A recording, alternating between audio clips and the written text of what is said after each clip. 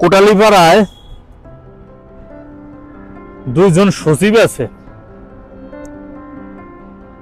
একজন হচ্ছে ফুল সচিব ছিল, সিনিয়র সচিব, নামটা কি যেন ভুলে গেছি। আবার উনি সাবেক প্রধানমন্ত্রী শেখ হাসিনার দায়িত্বরত নির্বাচনী এলাকায় উন্নয়নমূলক কাজের দায়িত্বে ছিলেন। আর একজন সচিব ছিলেন নৌ পরিবহন মন্ত্রণালয়ের জনাব শাহজাহান খান এপিএস, একজন ব্রিগেডিয়ার ছিলেন। তো আমার কথা হচ্ছে, এই যিনি ফুল সচিব ছিলেন উনি হলো আপনার যে গৃহায়ণ ও গণপূর্ত মন্ত্রণালয়। তো ওনার কাছে আমি 2 বার গেছিলাম এই সচিবের কাছে। এখন আমার কথা হচ্ছে হলো কি, ওনার আচার আচরণ আমি দেখছি ক্ষমতায় থাকাকালীন কিভাবে সাধারণ মানুষের সাথে ব্যবহার করছে। আমি নিজে প্রত্যক্ষদর্শী, আমি নিজে গেছি।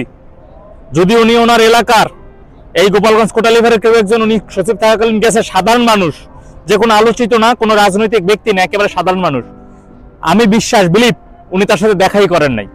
কেন ওনার কাছে গেছে উনি তার সাথে দেখা করেন? উনি কখনো তার সাথে কথাও বলে নাই। ঠিক আছে, এই কোটালীপাড়ার দুজনের সচিব এখন অবসরে আছেন। ওনাদের অর্থ সম্পদের হিসাব দুদকে যাবে কিনা জানি না আমি, কিন্তু ওনাদের উদ্দেশ্যে একটা কথা বলতেছি, আবার ওই সাথে ব্রিগেডিয়ার সাহেবকে বলতে চাই। আশা করি এই ভিডিওটা যদি গোপালগঞ্জ কোটালীপাড়ার কেউ দেখে থাকে তারা বুঝবে যে আমি কোন সচিব দুইজন আর কোন ব্রিগেডিয়ার সাহেবের কথা আমি বলতেছি। তারা ক্ষমতা থাকতে কয়জন সাধারণ বেকার মানুষকে কর্মসংস্থানের ব্যবস্থা করে দিছে। আজকে ওনাদেরকেও সাবেক প্রধানমন্ত্রী শেখ হাসিনা এত পরিমাণ ক্ষমতা দিয়েছিলেন যে এই 2 সচিব, এই ব্রিগেডিয়ার সাহেব প্রত্যেক ঘরে ঘরে একজন করে মানুষকে বেকার মানুষকে কর্মসংস্থানের ব্যবস্থা করে দিতে পারতো, তা তারা দেয় নাই। আজকে আওয়ামী লীগ সরকার ক্ষমতায় নাই, ওই কোটালীপাড়ার একজন সাধারণ মানুষ জানে, গোপালগঞ্জের একজন সাধারণ মানুষ জানে তাকে এখন ঢাকা শহরে চলতে তার কতটা মেহনত করতে হয়, তার কতটা গোপনীয়তার সাথে চলতে হয়, যে তার পরিচয় গোপন রাখতে হয়, যে তার বাড়ি কোথায়। তাকে যদি কেউ প্রশ্ন করে তোমার বাড়ি কোথায়, তাকে গোপন রাখতে হয় যে তার বাড়ি কোথায়, এটা বলতে এতটা মানে গা ঢাকা দিয়ে তাকে চলতে হয়। হঠাৎ করে একটা জায়গায় সে যে কোনো রাজনীতি করে না, দলের না, এটা দেখার সুযোগ নাই। গোপালগঞ্জ বাড়ি, এটাই তার বড় সাইনবোর্ড। এখন আমি শুধু ওই সচিব সাহেবদেরকে বলতে চাই, ক্ষমতায় থাকাকালীন আপনারা যে রকমের অহংকার করছেন, ওই ব্রিগেডিয়ার সাহেবকে বলতে চাই যে আপনাদের সমমান হয়তো অর্থ মালিক হয়ে যেতে পারে, সরকারি একটা চাকরি হয়ে গেলে এবার এদের কাছে তো অনেক টাকা চলে আসবে, এরা তো টাকা পয়সার মালিক হয়ে যাবে, ছোট লোক থেকে বড় লোক হয়ে যাবে। এই চিন্তা ভাবনা থেকেই মূলত আপনারা মানে ওই সময় আপনারা এই কাজগুলো করেন নাই। আপনারা এই সাধারণ মানুষের জন্য এই কাজগুলো আপনারা করেন নাই, এটাই সত্য কথা। আজকে আপনাদেরকেও কিন্তু কাঠগড়ায় দাঁড়াতে হবে, দুনিয়ায় হোক আর আখিরাতে হোক। দুনিয়াতে দাঁড়াবেন, আখিরাতে দাঁড়াবেন। একটা সময় বিশেষ করে এই কোটালীপাড়ার মধ্যে তাদের উদ্দেশ্যে শুধু একটা কথাই বলতে চাই, যে এই দেশে কিন্তু আপনারা দেখছেন যে 15 দিন 10 দিন আন্দোলন করেও উপদেষ্টা হয়ে গেছে, মন্ত্রীর সমমর্যাদা। কে কখন কোথায় উঠে যায় কেউ জানে না। তবে আজকে আপনারা অবসরে চলে গেছেন, কেউ গা ঢাকা দিয়েছেন, কারণ নানান আমলাদের সম্পদের হিসাব শুরু হয়ে গেছে, দুদকে ডাক শুরু হয়ে গেছে। সেদিক থেকে আপনাদেরকে যে কোনো সময় ডাক পড়ে যেতে পারে, এই চিন্তা ভাবনা থেকে গা ঢাকা দিয়েছেন। আবার আপনাদের কিছু দোষর আছে কোটালীপাড়া জুড়ে, যে আপনারাও তো কোটালীপাড়ার এই সন্তান, আপনাদের তো দোষর থাকবে, স্বাভাবিক। শুধু আমি একটা কথা বলতে চাই, একজন সাধারণের কাতারে এসে দেখেন, একজন সাধারণ বুঝতেছে এখন তাকে কতটা কঠিন ভাবে জীবনযাপন করতে হচ্ছে। সে তো কোনো দুর্নীতিগ্রস্ত না, সে চুরি করে নাই, বাটপারি করে নাই, কোনো অন্যায় সুবিধা নেয় নাই, তো তাকে চলতে কতটা কষ্ট হচ্ছে একবার সাধারণের কাতারে এসে দেখুন।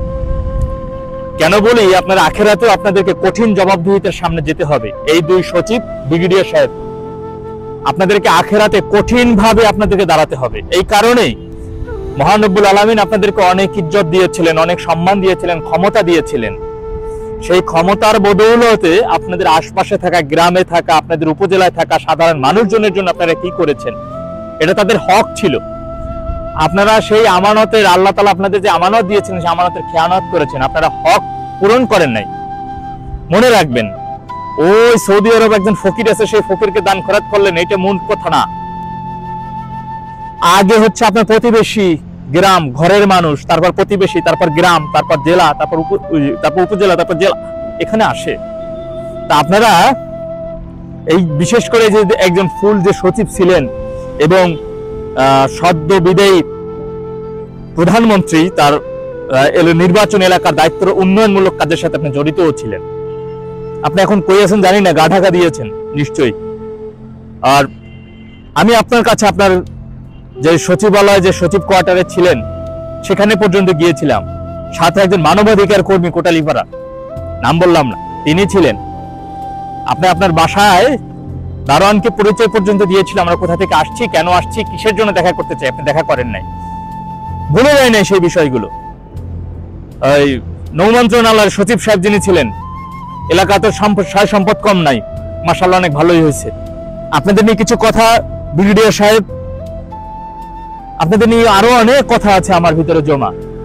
আপনাদের বিরুদ্ধে আমার অনেক অভিযোগ, জানি সেই অভিযোগ আপনাদের কিছু যাবে, হয়তো আসবে না, কিন্তু আমি যদি কোনোদিন সুযোগ পাই, আশা করি আল্লাহ যদি বাঁচিয়ে রাখে, সুযোগ হবে ইনশাল্লাহ। যদি হায়াত আল্লাহ বাঁচিয়ে রাখে, সেই সুযোগ হবে যে আপনাদের বিরুদ্ধে অভিযোগ দেওয়ার জায়গাটা, যিনি আপনাদেরকে এই ক্ষমতা দিয়েছিলেন দুনিয়াতে, তার কাছে এই অভিযোগগুলো তুলে ধরা এবং সেই জায়গাটা পর্যন্ত পৌঁছানো, এই হয়ে যাবে ইনশাল্লাহ।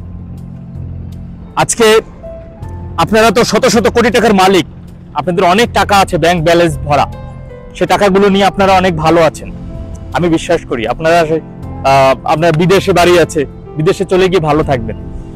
কিন্তু এই অসহায় মানুষগুলো জানেন, আগামীতে এই গোপালগঞ্জের যারা সাধারণ মানুষ, যারা কখনো অন্যায় বা কোনো দলের না বা রাজনীতি করে নাই, এই মানুষগুলোর এখন চলাটা ভীষণ কঠিন। আমি বুঝাতে পারবো না কতটা কঠিন, কতটা ভয়ঙ্কর পরিস্থিতির মধ্যে তাদেরকে চলতে হবে।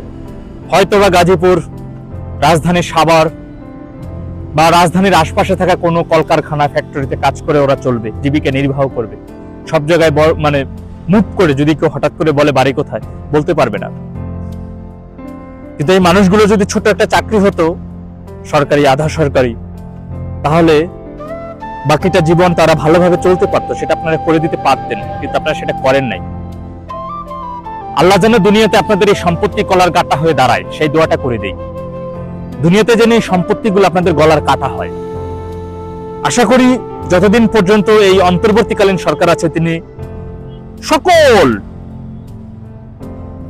বিদায়ী আমলাদের, গত সরকারের আমলে বিদায়ী যে সকল আমলারা সচিব, উপসচিব, যুগ্ম সচিব ছিলেন, তাদের সব সম্পত্তিরই কড়াইগণ্ডে হিসাব নেবেন, খুঁজে খুঁজে বের করে। আশা করি সেটা, আর এটা হওয়া উচিত, যাতে যেমন গলার কাটা হয়। আপনাদের কিছু দুনিয়াতে কিছু বোঝার দরকার আছে, এটাই। ভালো থাকেন।